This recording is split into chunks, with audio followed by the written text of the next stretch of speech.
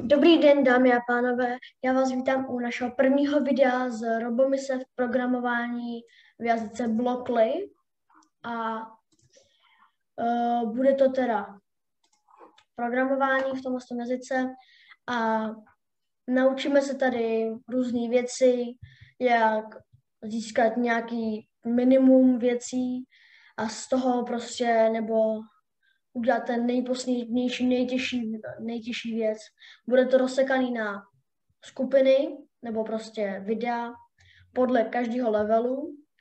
Takže za chvíli vydáme i level 2, 3 a ostatní. A teďka se ze začátku vyřadíme jenom na první level. První level není jenom jedna úloha, ale je to více úloh. Takže pokud se vám to bude líbit, nezapomeňte zanechat like a odběr a můžeme začít. Takže první jsou 3 kroky vpřed. Já se to otevřu a tady vidím, že jsem tady já a musím se dostat do modrý do modrý čáry. To už jsem věděl předtím. A proto já si teda teďka vyzkouším, co dělá každá z těch věcí. Takže leď vpřed mě posune o jedno políčko dopředu, leď vlevo mě posune o jedno doleva. Pozor, ne šikmo, a ne, že nás to jenom otočí. Jo? Pro některý to mohlo být třeba samozřejmě, že se jenom otočí, že se ne jako úplně, že se to posune do šikmo, ale že se to jenom otočí. Potom si ještě teda můžeme vyzkoušet, co dělá vpravo. Nás taky jenom šikmo, a nikam nás to neotočí. A můžeme si teda vyzkoušet udělat nějakou blbovinku, takže třeba dopředu, doprava a vpřed. Tady se ještě dá udělat duplicate, to zduplikuje jenom tu jednu věc. A teda ty věci, když si tady spustíme program. Já jsem vám chtěla ještě podotknout, že kdybyste chtěli vidět přesně, jak to funguje, takže po jednom políčku, takhle, pomalu, anebo kdyby vás to nezajímalo, jako třeba jak to chodí, kdybyste věděli, že to máte dobře, tak se to můžete dát na 5 a nezajímá vás, co ten robotek udělá. Já si to většinou dávám na 3, aby jsem ani viděl, co ten robot dělá. Takhle vidím, že došel do cíle a můžeme jít na další úlohu. Tak, tadyhle nás meteority zabijou. Když se praštíme do stěny, tak taky. Když přeletíme modrou čáru, tak nás to zabije taky. Takže proto já půjdu vpřed a potom můžete si asi domyslet, co udělám. Takže půjdu, ano, správně, půjdu doprava a pak zpátky doleva. Takže teďka bych teoreticky měl jít sem, takhle, sem pak doprava a pak zase doleva. Takže ano, je to pravda. Teďka bude další doprava a doleva.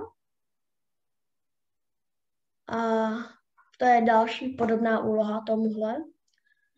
Takže tady budu muset teďka jít doleva, pak doprava a pak budu muset jít dovnitř, protože by jsem udělal cokoliv jiného, tak mi to zabije.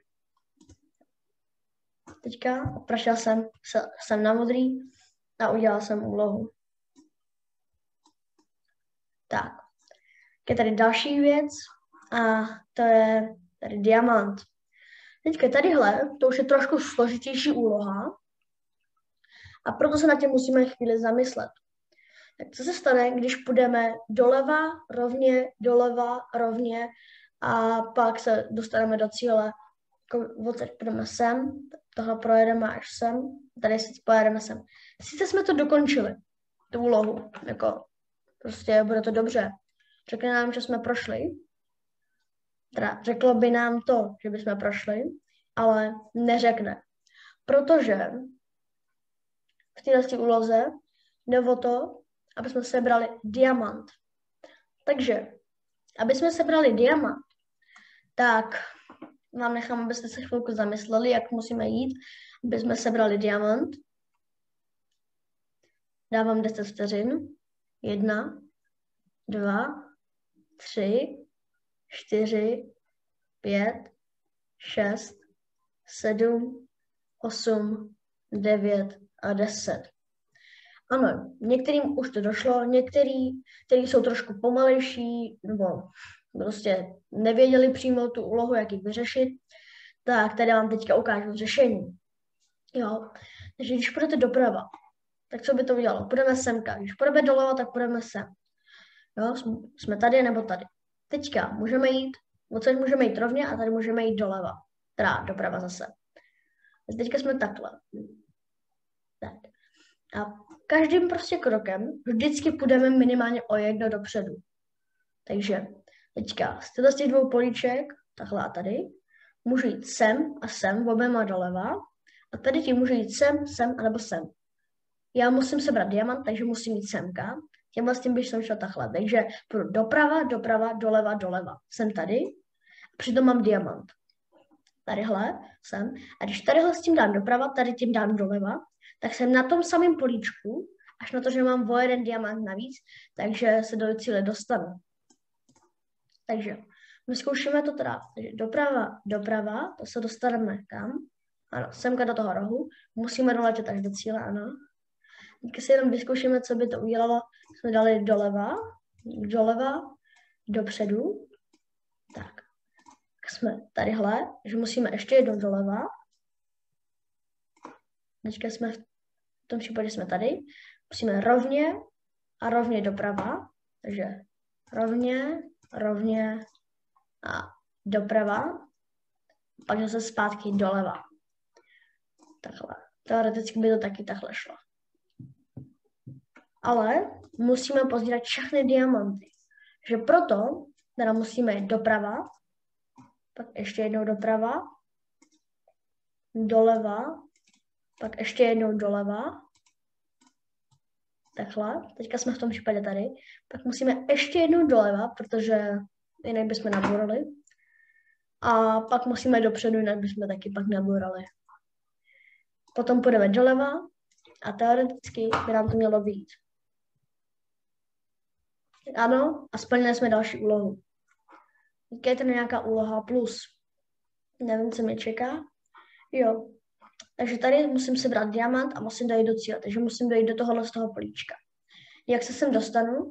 No, někteří z vás už to víte, takže vám teďka nechám chvilku, abyste si to prostě vzpomněli nebo rozmysleli, jak byste to udělali. Když to nevyřešíte, tak si to budete moct stopnout a zamyslet se nad tím trošku díl. Tak, a proto já teďka půjdu, takže se si teda můžete zamyslet, pauzněte si video teď a já vám teda ukážu tady řešení.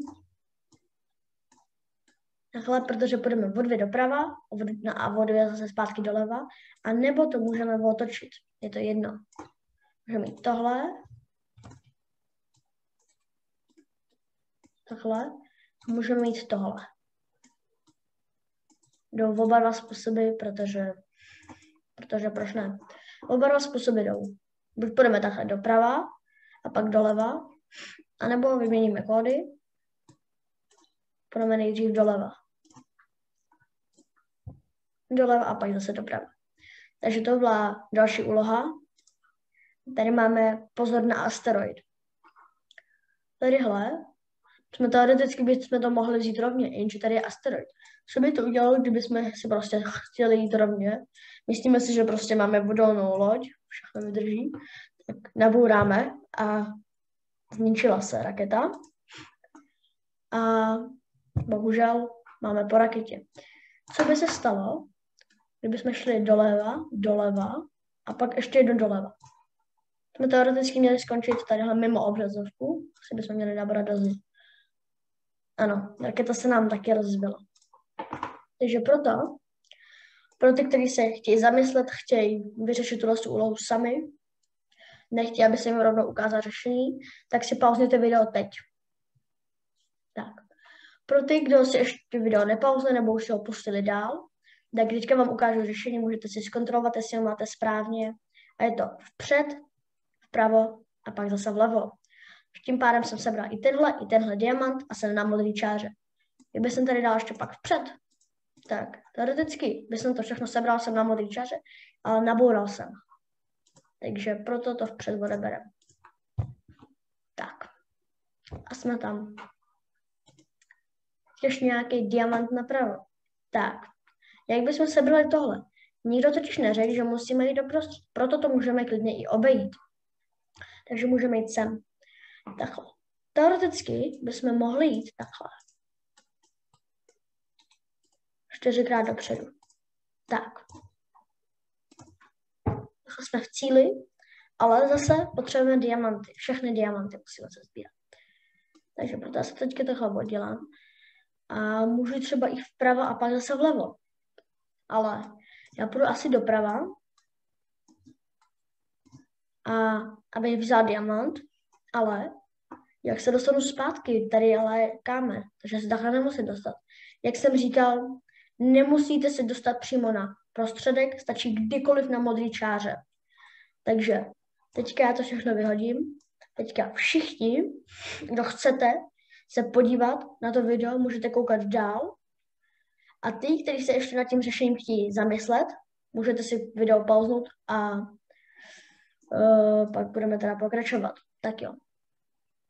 Teďka, pro ty, kteří už si video, teda ty kteří už udělali ten úkol, mají to dobře, nebo si aspoň myslí, nebo si to chtějí zkontrolovat, tak já vám teďka ukážu takhle správně řešení. Když půjdete semka doprava, tak je to dobře. Vezmete diamant. A pak, abyste se dostali odsaď, půjdeme teda tadyhle, a odsaď, jak se můžeme dostat do cíle? No, buď takhle, ale takhle už se nedostaneme a zpátky si nebo vedle sebe se chodit nedá. Takže musíme jít jenom rovně, anebo takhle do šikmo. Takže pak se dá jít 2krát dopředu, takhle, anebo dopředu a vlevo. Tak. Dáme tam třeba dopředu a půjde to o 2 dopředu, dorazili jsme do cíle a úloha byla splněna. Když použijeme vpřed a vlevo, místo toho, tak nám to půjde semka do strany a taky jsme vyřešili úlohu. Tak. A pak je tady ještě jedna úloha, vypadá to, že poslední, je to diamantová cesta. Tady nám ukazují, kudy máme jít. Takže musíme sebrat diamant, takže tadyhle je cesta jasná. Tady nám přímo ukazují, kudy máme jít a že proto to i uděláme. Takže půjdeme dopředu, pak doprava, doleva, doprava a doprava. Tady ta úloha byla až moc jednoduchá a jasná, takže to bude asi pro dnešní video úplně všechno. A když jste ho dokoukali až do konce, tak se vám video asi líbilo, takže nezapomeňte zanechat palec nahoru a čau.